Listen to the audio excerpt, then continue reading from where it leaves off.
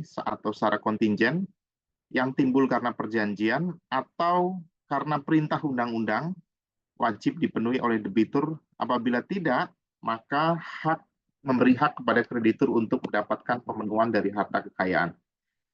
Nah, pengertian utang dalam konteks kepahilitan di sini diperluas ya.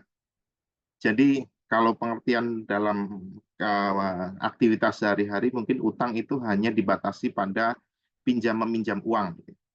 Tetapi dalam pengertian kepahilitan, utang itu meliputi semua kewajiban yang dapat dinilai secara materi, baik itu uang Indonesia, rupiah, ataupun mata uang asing, yang timbulnya karena perjanjian atau karena perintah dari undang-undang, yang munculnya sekarang atau munculnya di kemudian hari. Itu adalah utang.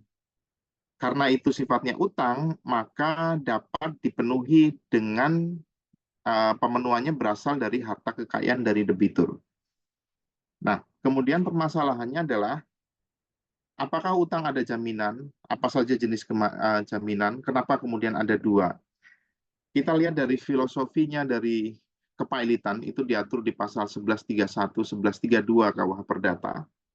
Disinilah yang kemudian menjadi landasan pemikiran kenapa diatur kepahilitan. Yang dalam hal ini berusaha untuk menyelesaikan sengketa utang piutang secara cepat terhadap semua kreditur. Artinya terhadap semua utang, bukan hanya satu dua utang saja. Nah, segala bentuk, kalau kita lihat di pasal 1131, segala barang bergerak maupun yang tidak bergerak milik debitur, baik yang sudah ada maupun yang akan ada, menjadi jaminan perikatan-perikatan debitur itu. Artinya, sebetulnya ketika seseorang itu melakukan perbuatan hukum dan menimbulkan sebuah kewajiban untuk membayar tertentu, untuk melaksanakan kewajiban tertentu yang dapat dinilai secara materi, maka pada prinsipnya semua harta milik debitur itu menjadi jaminannya. Nah, 1131 ini yang disebut sebagai jaminan umum. Berbeda ketika seorang meminjam ke bank, ada jaminan tanah atau jaminan kendaraan, itu merupakan jaminan yang bersifat khusus. Maka kedudukan dia sebagai kreditur separatis. Di 1131 di sini menunjukkan bahwa tidak ada, pada prinsipnya semua utang itu ada jaminannya. Tetapi tidak disebutkan secara spesifik. Berarti seluruh hartanya itu menjadi jaminan. Nah, kedudukan dari kreditur yang tidak memiliki benda jaminan khusus, sebagaimana dimaksud pada 1131 ini, dari sisi kedudukan kreditur itu merupakan kreditur yang paling rendah. Karena dia tidak memiliki hak untuk prioritas dalam dilakukan pembayaran terhadap piutang-piutangnya. Nah, kemudian ini 1131 kalau krediturnya hanya satu, gitu. Utangnya hanya satu. Kemudian kalau dilihat di 1132 KUH Perdata, barang-barang yang menjadi jaminan bersama bagi semua kreditur.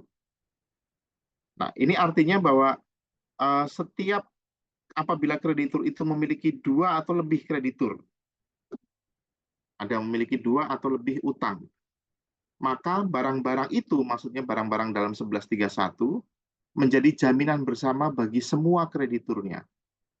Nah, semua kreditur ini dimaksudnya berarti semua kreditur itu memiliki hak yang setara, hak yang sama.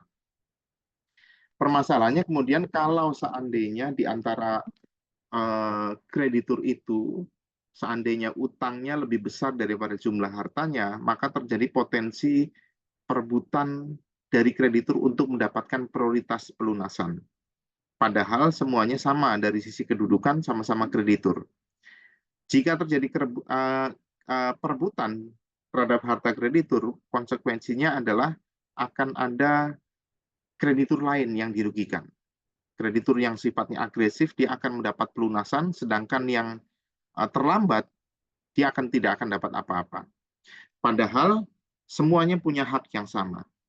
Sehingga barang-barang 1131 di sini menjadi jaminan bersama bagi semua krediturnya.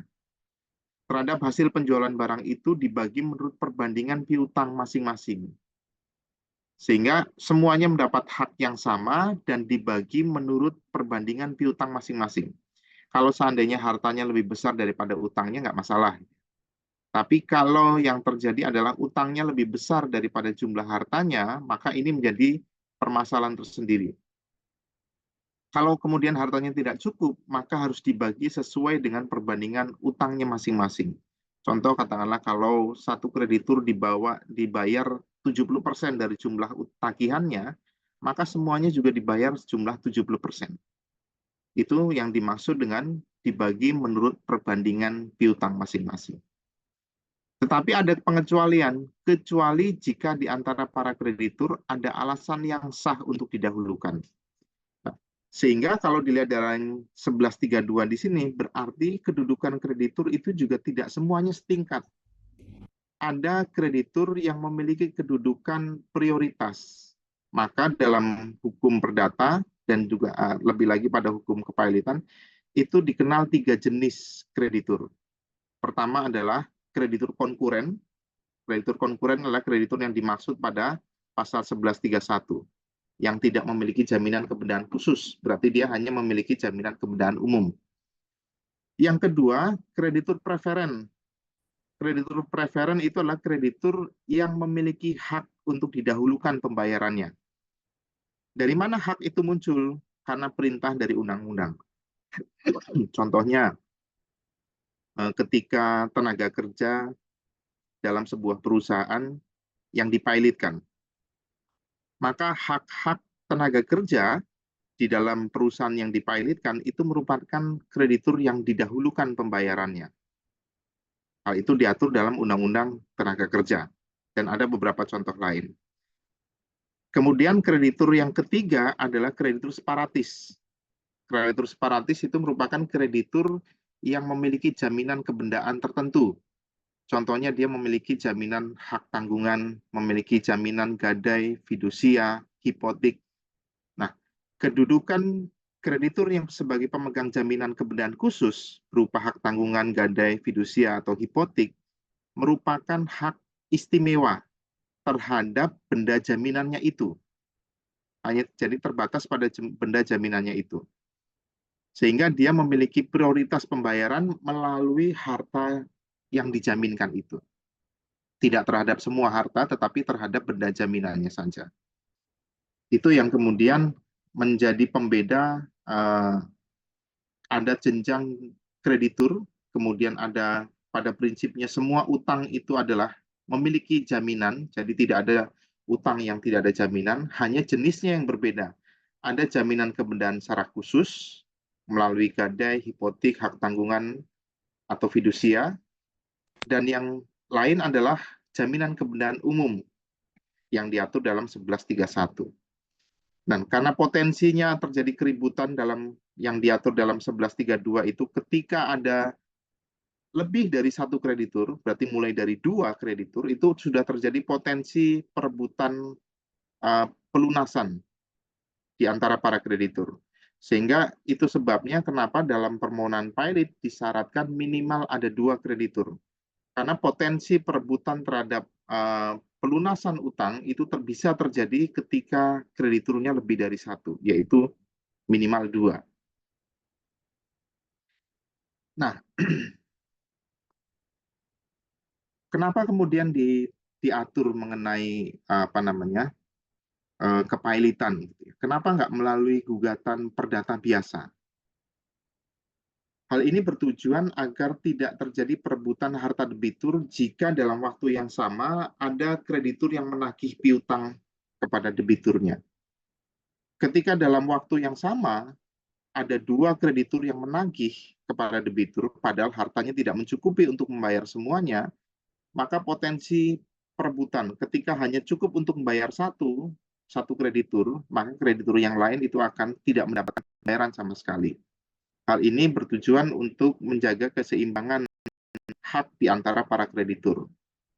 Kemudian menghindari kreditur pemegang jaminan kebendaan yang menuntut haknya dengan cara menjual harta debitur.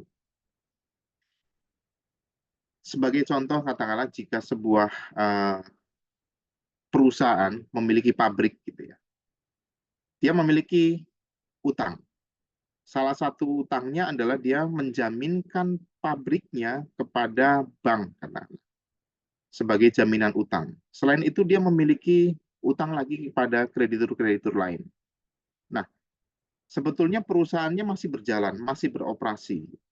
Tetapi ketika bank kemudian melakukan penyitaan dan melelang aset jaminannya berupa pabrik itu, maka perusahaan itu menjadi kehilangan alat untuk beroperasi, alat untuk melakukan kegiatan usaha. Sehingga kepalitan itu menghindari agar kreditur sebagai pemegang jaminan kebendaan, dalam hal ini kreditur separatis maksudnya, yang menuntut hak dengan cara menjual barang jaminan tanpa memperhatikan kepentingan kreditur dan debitur. Sehingga si kreditur pemegang jaminan atau kreditur separatis tidak bisa semena-mena menjual aset jaminannya. Meskipun dia punya hak, tetapi dibatasi haknya, dicegah. Jangan secara semena-mena langsung melelang sendiri sehingga kegiatan usaha dari debitur itu serta-merta langsung berhenti. Yang ketiga, menghindari kecurangan dari salah satu kreditur atau debitur itu sendiri. Kecurangan dari debitur itu bisa terjadi seandainya dia merasa bahwa perusahaannya itu sudah tidak sanggup berjalan, padahal dia memiliki utang di berbagai tempat, dan sebetulnya dia menyadari dia juga punya harta yang sebetulnya cukup untuk membayar utang itu. Tapi dia tidak punya keinginan untuk membayar, sehingga dia berusaha untuk menyembunyikan hartanya dengan cara dialihkan kepada pihak lain atau kepada kreditur-kreditur tertentu yang menjadi rekan dekatnya atau keluarganya, sehingga kreditur yang lain menjadi tidak kebagian. Nah, sehingga kepailitan itu mencegah beberapa kecurangan yang bisa dilakukan oleh debitur, oleh salah satu kreditur atau oleh salah satu kreditur separatis yang yang memegang jaminan kebendaan. Nah, kemarin kita sudah bahas bahwa syaratnya kepailitan adalah minimal ada satu utang yang sudah jatuh tempo dan dapat ditagih. Nah, ternyata kalau kita melihat bahwa jatuh tempo, maka kita melihat pada tanggal. Pada tanggal kapan perjanjian utang piutang itu berakhir. Tetapi kemudian ada utang yang dapat ditagih. Berarti tidak selalu jatuh tempo itu menjadi dapat ditagih. Apa kondisinya? Pertama, force majeure atau overmach. Ada keadaan apa namanya, di luar kuasa manusia untuk menghindari. Contohnya bencana alam, gitu ya, yang mengakibatkan kemudian kegiatan usaha dari debitur itu berhenti atau mengalami kerugian, sehingga dia tidak mampu menjalankan kewajiban-kewajibannya untuk membayar utang. Nah, ketika ada alasan force majeure, ketika terjadi bencana alam contohnya, maka meskipun utangnya sudah jatuh tempo, tetapi utang itu menjadi tidak dapat ditagih. Menjadi tidak dapat ditagih. Itu force majeure.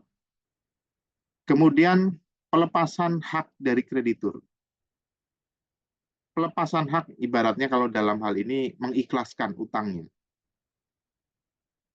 Loh, apa ada orang yang mengikhlaskan utang? Ada dalam kondisi tertentu dalam dunia usaha, bisa saja utang itu kemudian dikonversi menjadi saham, dikonversi menjadi modal. Maka meskipun sudah jatuh tempo, maka utang itu menjadi tidak dapat ditagih lagi.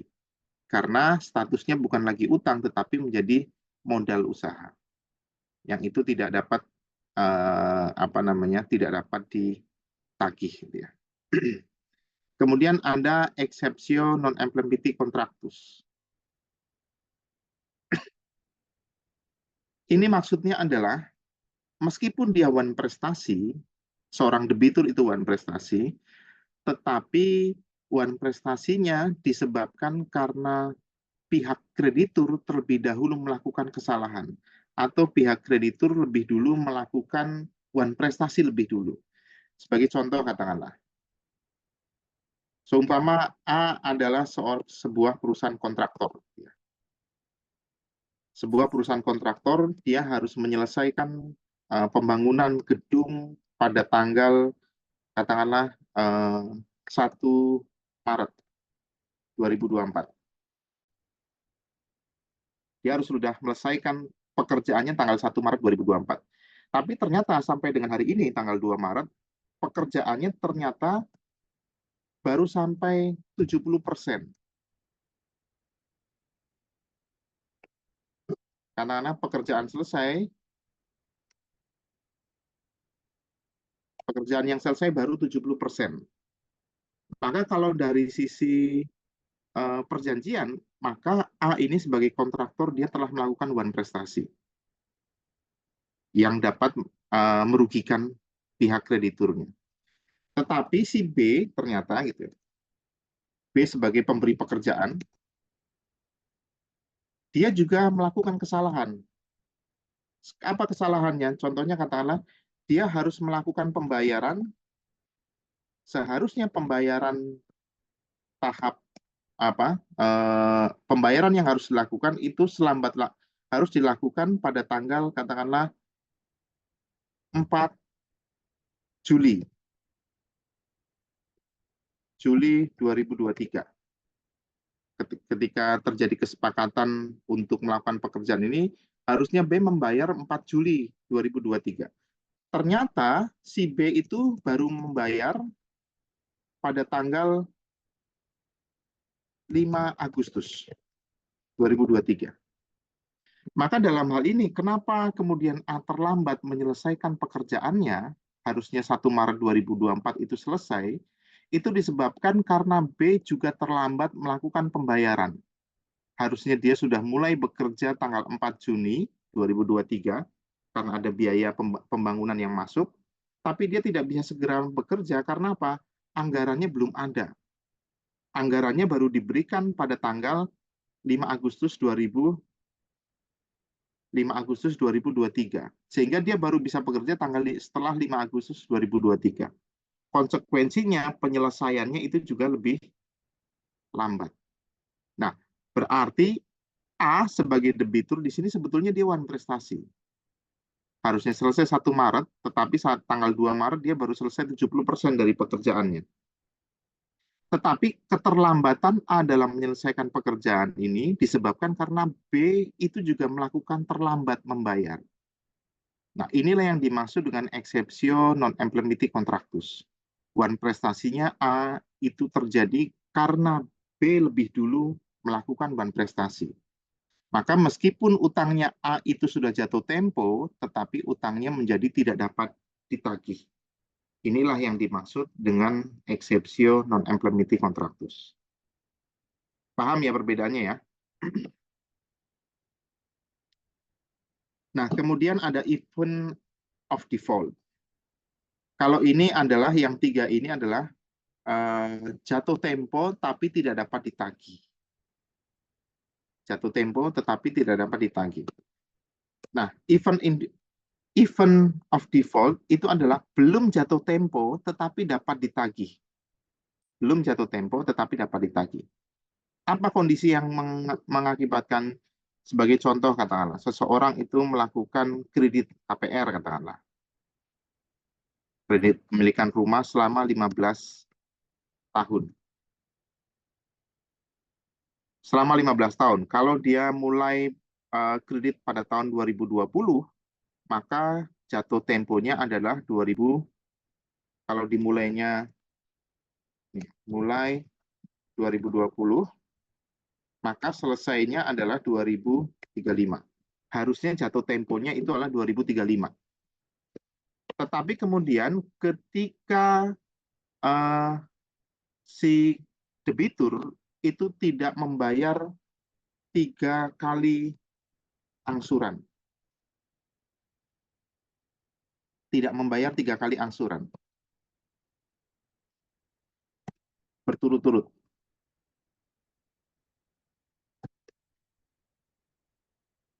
Maka di dalam perjanjian, umumnya dalam perjanjian kredit itu dinyatakan, jika debitur tidak melakukan pembayaran angsuran 3 kali berturut-turut, maka dinyatakan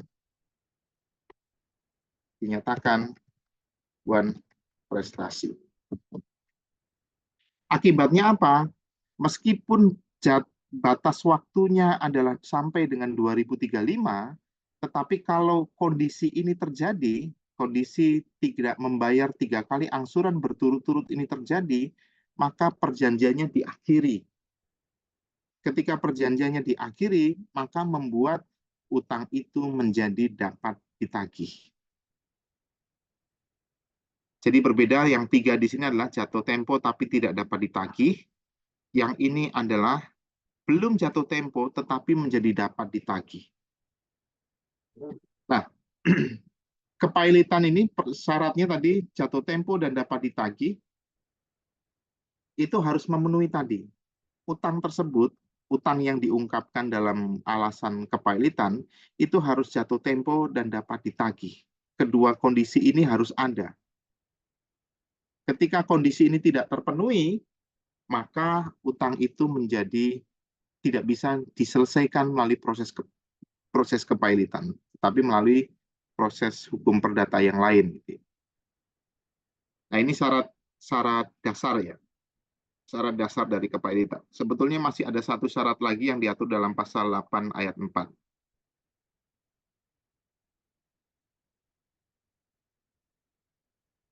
Nah, ada beberapa sifat khusus.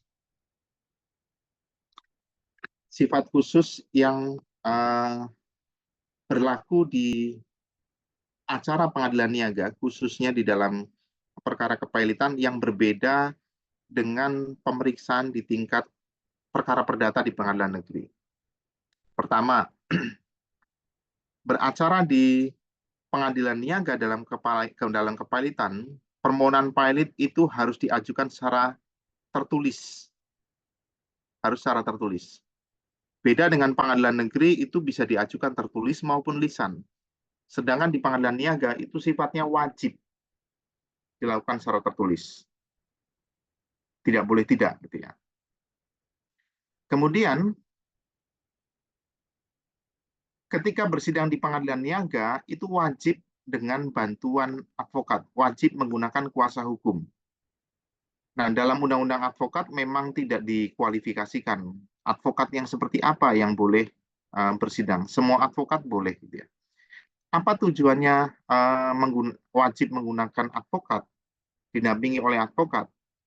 Satu, karena pertama, pemeriksaan di pengadilan niaga itu dituntut diselesaikan dengan cepat, yaitu 60 hari sejak permohonan didaftarkan harus sudah selesai pemeriksaannya. Nah, agar pemeriksaan target waktu 60 hari itu bisa tercapai, maka pemeriksaan itu harus dilakukan dengan lancar. Sehingga orang yang menjalani pemeriksaan itu harus sudah paham terhadap proses persidangan. Sehingga punya kewajiban didampingi oleh advokat supaya target waktu itu terpenuhi, yaitu 60 hari. Nah, permasalahannya adalah sebetulnya tidak semua advokat paham tentang proses pemeriksaan kepailitan. Sehingga harusnya bantuan advokat ini adalah advokat yang memiliki kemampuan atau memiliki pengetahuan dalam proses pemeriksaan kepailitan di pengadilan niaga. Bukan hanya semua advokat bisa, gitu ya. Tetapi dalam undang-undang kepailitan memang tidak dibatasi kualifikasi advokat yang seperti apa. Yang penting dia advokat, maka bisa mendampingi kliennya untuk bersidang di pengadilan niaga. Kemudian tidak ada mediasi. Kalau di pengadilan negeri dalam perkara perdata, itu diatur bahwa setiap perkara perdata sebelum dilakukan pemeriksaan pokok perkaranya, itu wajib didamaikan terlebih dahulu. Wajib, sifatnya wajib. Caranya bagaimana? Caranya dengan melakukan mediasi. Dengan dibantu oleh seorang mediator. Nah, dalam ketentuan dalam Perma 1 2016 tentang prosedur mediasi di pengadilan itu sendiri, itu diatur bahwa tidak semua perkara perdata itu akan dimediasi. Yang dikecualikan apa? Pemeriksaan di pengadilan niaga, pemeriksaan di pengadilan hubungan industrial, keberatan atas keputusan Badan Penyelesaian Sengketa Konsumen, keberatan atas keputusan KPPU, Komisi Pengawas Persaingan Usaha. Nah, Sebetulnya perkara-perkara di pengadilan niaga, pengadilan hubungan industrial, keberatan keputusan penyelesaian sengketa konsumen, dan keberatan putusan KPPU, itu ruang lingkupnya adalah hukum perdata, prinsipnya. Jadi kalau menurut pasal 130 semua perkara perdata itu wajib didamaikan, maka sebetulnya perkara ini juga harus didamaikan. Tetapi cara mendamaikan itu tidak melalui mediasi yang dimaksud dalam pasal 11 Perma nomor 1 tahun 2006. Perkara-perkara ini memiliki mekanisme sendiri dalam upaya untuk mendamaikan. Di pengadilan niaga dalam perkara kepailitan. Karena tadi di awal saya jelaskan bahwa kepailitan itu tujuannya adalah untuk melakukan penyelesaian terhadap semua kreditur, semua utang yang dimiliki oleh debitur kepada para krediturnya, maka perdamaian dalam kepailitan itu tidak dilakukan di awal pada saat pemeriksaan kepailitan. Tetapi perdamaian di perkara kepailitan itu dilakukan setelah ada putusan pengadilan. Setelah ada putusan pengadilan tentang kepailitan. Kenapa demikian? Kalau di awal, subjek yang hadir itu hanya kreditur pemohon saja. Padahal selain kreditur pemohon, bisa jadi ada kreditur-kreditur yang lain yang harus dimintai pendapat terhadap proses perdamaian itu. Sehingga dalam perkara kepailitan, perdamaiannya itu dilakukan setelah putusan pailit. Ketika kepailitannya mengabulkan, debitur dinyatakan pailit, barulah kemudian semua kreditur itu akan diundang secara terbuka, berarti melalui media massa, diundang secara terbuka untuk menghadiri rapat perdamaian, untuk membahas rencana perdamaian apa yang ditawarkan oleh debitur pailit. Itulah yang kemudian proses perdamaian dalam perkara kepailitan di pengadilan niaga. Bukan berarti tidak ada perdamaian, tetapi prosesnya berbeda. Tidak seperti yang diatur dalam Perma nomor 1 tahun 2016. Kemudian perkara di pengadilan hubungan industrial. Perkara PHI, pengadilan hubungan industrial, ini adalah perkara antara pekerja dengan pengusaha. Antara pekerja dengan orang yang memberi pekerjaan, buruh dengan majikannya. Dalam lingkup ini, sebetulnya tidak semua perkara sengketa tenaga kerja itu bisa langsung masuk diajukan kepada pengadilan hubungan industrial. Sebelum dapat diajukan ke pengadilan hubungan industrial, tenaga kerja yang bersengketa dengan perusahaannya, dia harus melakukan perundingan bipartit dan perundingan tripartit. Perundingan bipartit berarti berunding sendiri antara pekerja yang bermasalah dengan pengusaha itu. Mereka berunding bagaimana penyelesaiannya ini. Ketika perundingannya tidak selesai, tidak dapat memutuskan penyelesaian secara yang disepakati bersama, maka ditingkatkan menjadi perundingan tripartit dengan melibatkan dinas tenaga kerja, dengan melibatkan unsur pemerintah, yaitu dinas tenaga kerja. Nah, pada perundingan tripartit di sini, itulah terjadi mediasi. Hanya yang menjadi mediator adalah petugas dari dinas tenaga kerja. Sehingga perkara-perkara yang diadili di pengadilan hubungan industrial, pada prinsipnya mereka juga sudah melalui proses perdamaian, melalui perundingan bipartit, negosiasi mereka berdua, kemudian tripartit, mediasi yang dilakukan oleh dinas tenaga kerja. Ketika perundingan tripartit dengan dibantu dinas tenaga kerja itu kemudian tidak selesai menghasilkan kesepakatan damai, barulah kemudian sengketanya diadili di pengadilan hubungan industrial. Artinya semua perkara di PHI pada prinsipnya dia sudah diupayakan perdamaian melalui mekanisme bipartit dan tripartit.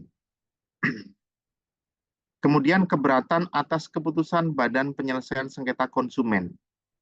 Nah, yang kita harus pahami bahwa permasalahan di BPSK berbeda dengan bukan permasalahan perdata. Kalau perdata itu kan memiliki sifat hubungan hukumnya adalah privat, person dengan person. Tetapi sengketa konsumen itu bukan sengketa privat, tetapi sengketa publik. Jadi ketika ada satu produsen gitu ya, dia mengeluarkan produk yang kemudian merugikan satu konsumen, kemudian konsumen itu menggugat, maka sebetulnya yang dirugikan itu bukan hanya satu konsumen itu, tetapi kerugian juga kemungkinan diderita oleh konsumen-konsumen yang lain. Mungkin kalian pernah ingat pernah ada berita bahwa ada susu formula yang mengandung bakteri tertentu. Nah, ketika susu formula itu kemudian diindikasikan mengandung bakteri yang berbahaya bagi anak-anak, gitu ya, maka sebetulnya korban potensialnya adalah semua anak. Semua anak di Indonesia itu adalah korban potensial. Sehingga sengketanya itu bukan sengketa privat, tetapi sengketanya adalah sengketa publik. Karena yang dirugikan bukan hanya satu dua orang, tetapi semua orang yang mengkonsumsi produk itu adalah korban potensial. Sehingga sengketa di BPSK sebetulnya tidak perlu dimediasi, tidak perlu didamaikan. Tetapi dia harus dicari mana yang benar dan mana yang salah. Sama halnya dengan BPSK, Komisi Pengawas Persaingan Usaha itu sebetulnya juga sengketanya adalah sengketa publik, bukan sengketa privat. Ketika ada produsen yang melakukan monopoli sehingga semua konsumen itu dirugikan, atau ada produsen yang melakukan persekongkolan jahat dengan produsen yang lain sehingga menciptakan persaingan usaha yang tidak sehat, gitu ya. Contoh saja gitu ya. Honda dengan Yamaha. Ini sebetulnya mereka adalah kompetitor kan dalam produksi kendaraan bermotor. Mereka sebetulnya berkompetisi. Kompetisi itu bagus, berarti mereka harus menciptakan produk yang baik dengan harga yang kompetitif. Kalau itu yang terjadi, maka konsumen itu diuntungkan karena harganya kompetitif dan produknya bagus yang akan dia peroleh. Tetapi kalau seandainya dua produsen ini justru bukan berkompetisi, tapi justru mereka saling membuat permufakatan. Apa? Menetapkan harga. Oh, kita sama-sama membuat motor Matic 110 cc dengan produk masing-masing. Kita tetapkan saja harganya segini. Mereka membuat kesepakatan bersama harganya rentangnya segini. Sehingga konsumen mau tidak mau, kalau mau beli motor dengan kualifikasi itu, ya harganya harus segitu. Sehingga sebetulnya meskipun ada dua produsen, mereka tidak saling berkompetisi, tetapi mereka saling bekerja sama dengan mengelabui harga yang harus dibayar oleh konsumen. Nah, itu juga bukan sengketa privat, tetapi itu merupakan sengketa publik. Itu bagian dari sengketa publik. Sehingga perkara-perkara di BPSK dan di KPPU itu tidak didamaikan, tetapi harus dicari mana yang benar dan mana yang salah. Kemudian sifat khusus lagi, ini yang tadi saya sebut bahwa ada satu syarat lagi dalam kepilitan adalah harus dapat dibuktikan secara sederhana. Jadi selain tadi ada dua kreditur, salah satu diantaranya jatuh tempo dan dapat ditagih, syarat berikutnya adalah harus dapat dibuktikan secara sederhana. Apa yang dapat dibuktikan dengan sederhana? Yang harus dapat dibuktikan secara sederhana adalah fakta tentang syarat kepilitan ini. Fakta tentang ada dua atau lebih kreditur. Fakta tentang satu utang tidak dibayar. Fakta tentang salah satu dari utang tersebut sudah jatuh tempo dan dapat ditagih. Sehingga perkara-perkara dalam kepilitan harus perkara-perkara yang simpel pembuktiannya. Harus dapat bisa dibuktikan secara sederhana. Sedangkan perkara-perkara yang sifatnya rumit, perkara-perkara yang pertanyaannya adalah apakah betul ada utang? Bagaimana cara membuktikan kebenaran utang atau kewajiban membayar itu harus dibuktikan secara rumit.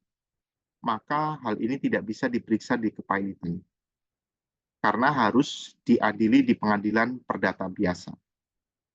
Kenapa demikian? Karena pengadilan niaga dalam perkara kepilitan dia punya kewajiban menyelesaikan dalam waktu 60 hari itu tadi. Sehingga pemeriksaannya harus dilakukan secara cepat. Nah, ketika input perkara yang diperiksa ternyata rumit, maka tidak mungkin bisa diselesaikan secara sederhana. Tidak mungkin bisa diselesaikan secara cepat.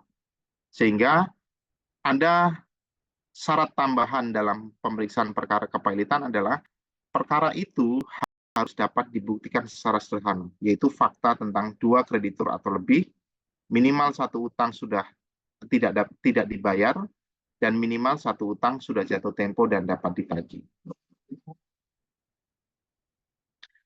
Kemudian pemeriksaannya, jangka waktu pemeriksaannya, ini ya. Tenggang waktu, jadi ada pada beberapa pengadilan yang khusus, badan peradilan khusus, itu juga memiliki hukum acara khusus, terutama pada proses penyelesaian persidangannya. Tenggang waktu pemeriksaannya itu juga diatur. Tenggang waktu itu dimulai sejak pendaftaran permohonan itu sampai dengan putusan. Karena persidang atau badan peradilan khusus itu pada prinsipnya dibentuk dengan alasan untuk mencapai pemeriksaan yang sederhana, cepat, dan biaya ringan. Di mana kecepatannya? Pertama, dari panggilan sidang. Panggilan sidang dalam proses pemeriksaan perkara kepailitan di pengadilan niaga itu harus dikirimkan melalui surat kilat tercatat dalam waktu 7 hari sebelum hari sidang. Jadi berbeda dengan perkara perdata ya. Kalau perkara perdata itu harus diterima, dihitungnya adalah harus diterima oleh orang yang dipanggil pengadilan itu minimal 3 hari sebelum hari sidang. Harus diterima minimal 3 hari sebelum hari sidang. Sedangkan panggilan di pengadilan niaga, surat itu harus dikirim melalui surat kilat tercatat minimal 7 hari sebelum hari sidang. Lalu kapan surat itu datang? Nggak tahu. Tetapi surat itu harus dikirim minimal 7 hari sebelum hari sidang. Dikirim ya.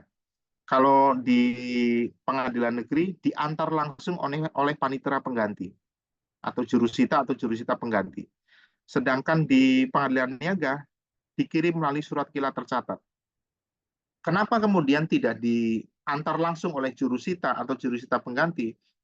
Kita lihat kemarin wilayah hukum dari pengadilan niaga. Wilayah hukumnya.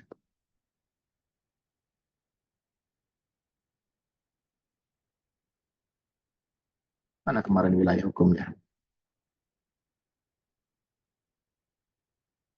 Nah, wilayah hukumnya ini, kalau yang bersidang adalah pengadilan niaga Surabaya, kemudian yang dipanggil itu adalah subjeknya tinggal di Kalimantan Selatan, maka jurusita atau jurusita pengganti dia harus pergi ke Kalimantan Selatan.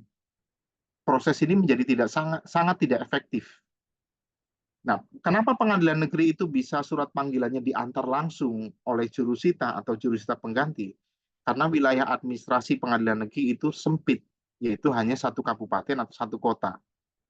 Sedangkan di pengadilan niaga, wilayah hukumnya itu meliputi beberapa provinsi. Maka sangat tidak efektif kalau harus diantar langsung oleh jurusita atau jurusita pengganti. Sehingga cukup dikirim melalui surat kilat tercatat yang harus dikirim selambat-lambatnya 7 hari sebelum hari sidang.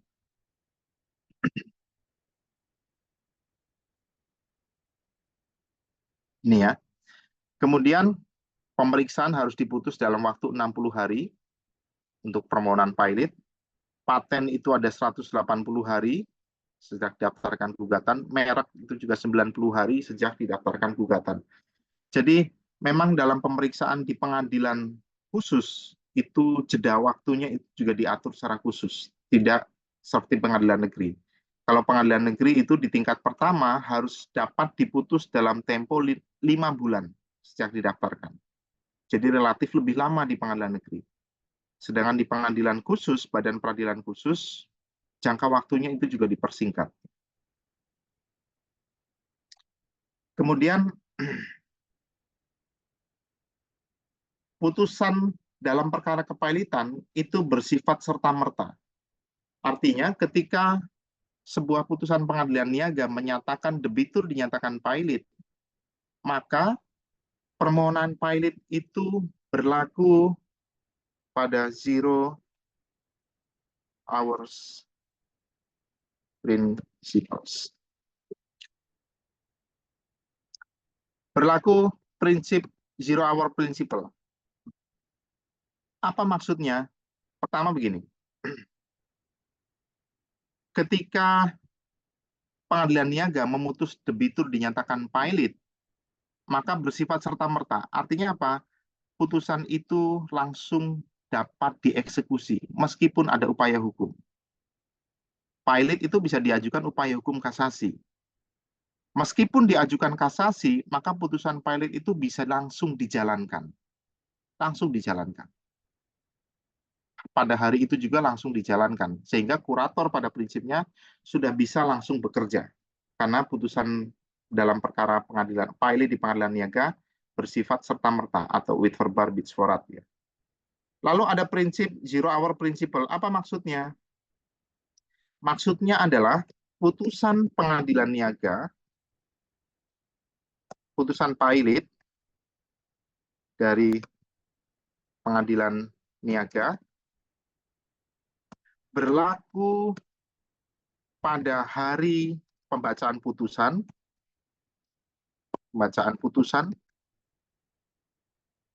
dan mundur sejak jam 00. Jadi kalau putusan pengadilan niaga itu dibacakan pada hari contohnya hari Kamis 29 Februari 2024. Hari Kamis gitu. Dibacakan pada jam 11 siang. Katakanlah hakim membacakan putusannya pada jam 11 siang. Maka putusan pengadilan niaga tersebut, putusan pilot itu berlaku pada hari itu juga, pada hari Kamis 29 Februari 2024, tetapi dianggap mulai berlaku pada dini hari awal 00 jam 00. Meskipun putusannya dibacakan jam 11 siang. Kenapa demikian? Maka akibat putusan pilot itu berlaku sejak jam 00. Maka semua perbuatan hukum yang dilakukan oleh debitur pilot sebelum sidang pembacaan, gitu ya. Jadi katakanlah sidang pembacaan pilotnya jam 11 tadi ya. Tetapi jam 8 pagi si pihak debitur itu melakukan perbuatan hukum mengalihkan hartanya. Maka meskipun dia melakukannya adalah sebelum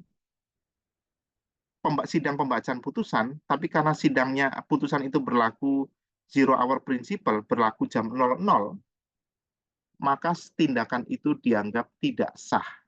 Tindakan hukum itu dianggap tidak sah. Karena putusan itu kemudian berlaku mundur sejak jam 00 pada hari sidang pembacaan putusan itu. Paham ya maksud saya ya? Kemudian perkara kepailitan dengan klausula arbitrase. Ini untuk pertanyaan untuk kalian ya.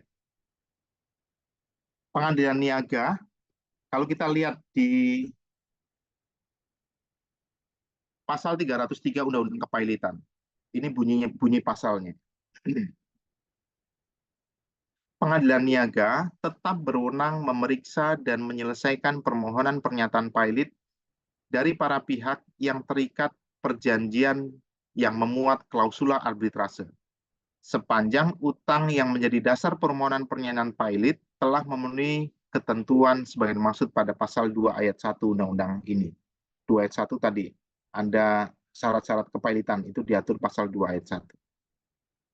303 Undang-Undang Kepailitan mengatakan bahwa meskipun dia memiliki utang itu berasal dari perjanjian yang memuat klausula arbitrase, permohonan pilot itu tetap berwenang mengadili. Lalu kalau kita lihat pasal 3 Undang-Undang Arbitrase, Undang-Undang 3099, pengadilan negeri ya, tidak berwenang untuk mengadili sengketa para pihak yang telah terikat perjanjian arbitrase. Berarti maksudnya adalah semua sengketa yang muncul dari perjanjian arbitrase harus diadili di arbitrase, bukan di pengadilan negeri. Loh, tapi kan pengadilan niaga itu bukan pengadilan negeri. Sebentar dulu, badan pengadilan niaga adalah badan peradilan khusus yang berada di dalam pengadilan negeri. Maka kalau menurut kalian, dua pengaturan ini dalam Undang-Undang Kepailitan di pasal 303 dan pasal 3 Undang-Undang Arbitrase, apakah bertentangan atau tidak? Maka sebetulnya utang yang berasal dari perjanjian yang memuat klausula arbitrase sebetulnya boleh tidak diadili di kepailitan di pengadilan niaga. Atau harus diselesaikan di arbitrase? Ini pertanyaannya. Karena ini pertanyaan, jadi karena ini saya yang bertanya, jadi nanti kalian yang menjawab. Minggu depan pertemuan yang akan datang, saya yang nagih jawabannya dari kalian. Ini yang berlaku yang mana? Apakah dua pasal ini bertentangan atau tidak? Dari pasal 303 Undang-Undang Kepailitan dan pasal 3 Undang-Undang Arbitrase. Oke, dari penjelasan ini, ada yang ditanyakan lebih dulu? Silakan. Pak, saya izin bertanya. Silakan. Saya izin bertanya tentang yang